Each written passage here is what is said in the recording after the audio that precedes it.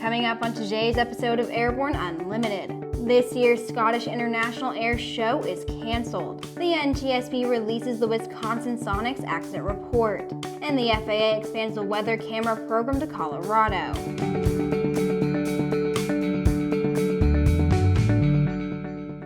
I'm Sophie Hurlock. The Scottish International Air Show has been cancelled for 2020 due to a disagreement between the event's organizers and local officials. The South Ayrshire Council said airshow organizers have breached their funding agreement with the council, leaving the body with no choice but to withdraw funding from the event.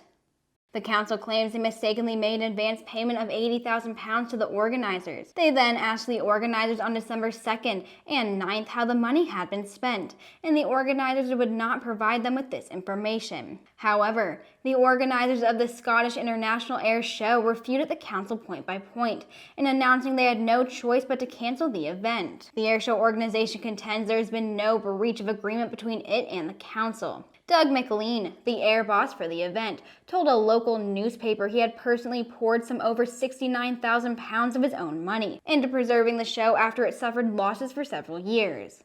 We'll be right back with Around the Patch.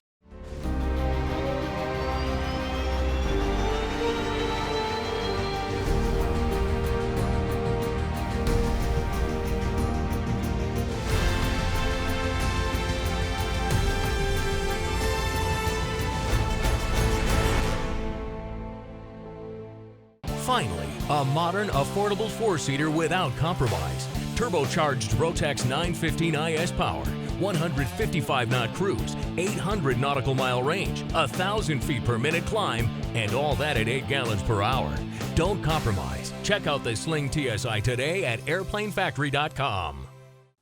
Welcome back. Let's take a quick look at some news flying out of the aviation industry in today's trip Around the Patch.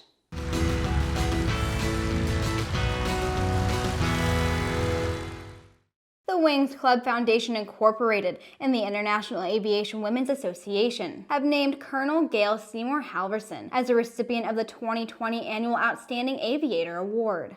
Halverson is known as the Berlin Candy Bomber for dropping candy to German children during the Berlin airlift from 1948 to 1949. The award will be presented during the Wings Club Foundation's annual meeting at the Yale Club in New York City on March 25th.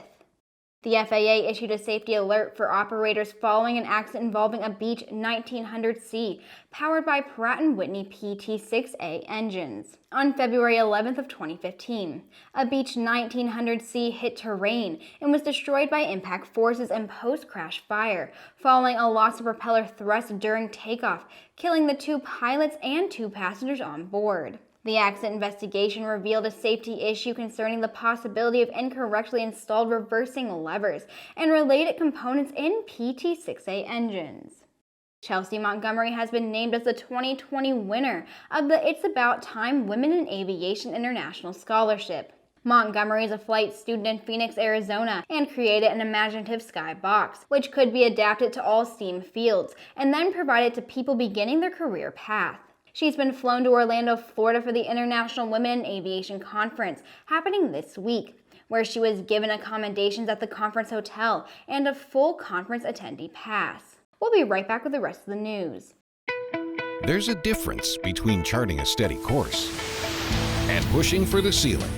And for nearly a century, Hartzell Propeller has been defining that difference. It's in our passion for engineering and research and our dedication to testing the limits of performance. We are built on honor. We are Hartzell Propeller.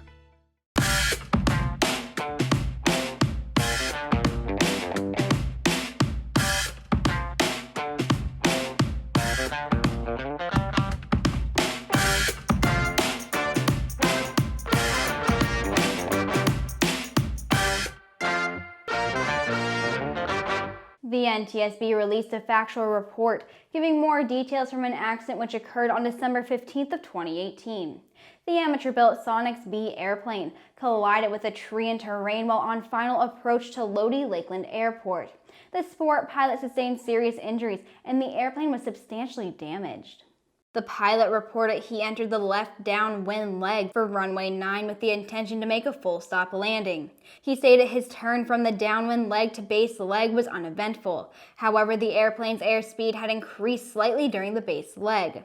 The pilot stated while he focused on maintaining proper landing airspeed, the airplane drifted north of the extended runway center line, and the airplane's left wing tip collided with a treetop about 50 to 60 feet above the ground. The airplane subsequently spun around the tree and descended about 60 degrees nose down into the ground. The pilot stated that the airplane did not bounce upon impact with the ground. The pilot stated he was fixated with maintaining his airspeed during final approach, and that he inadvertently allowed the airplane to drift north of the final approach course and into the tree.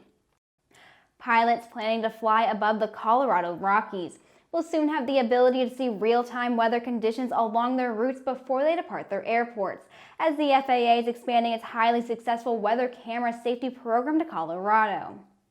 The FAA entered into a $226,000 cost reimbursement agreement with the State of Colorado Division of Aeronautics to install weather cameras on 13 AWOS installations in mountainous areas beginning this spring. Under this agreement, the FAA will assist the state with the camera installations, and the state will own and maintain the cameras. These cameras will build on the success of a 20-year-old program in Alaska that has improved safety by providing near real-time video to pilots from a network of more than 230 cameras across the state.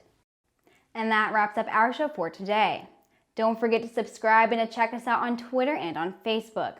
To stay up to date on the latest aviation and aerospace news this weekend, head over to aero-news.net. Before we leave, please join me in wishing Masako Campbell a happy birthday and thanking her for all she does to help run Aero-News, especially when we're on the road for special event coverage. We simply couldn't do it without her. Thanks for watching, and I'll see you Monday.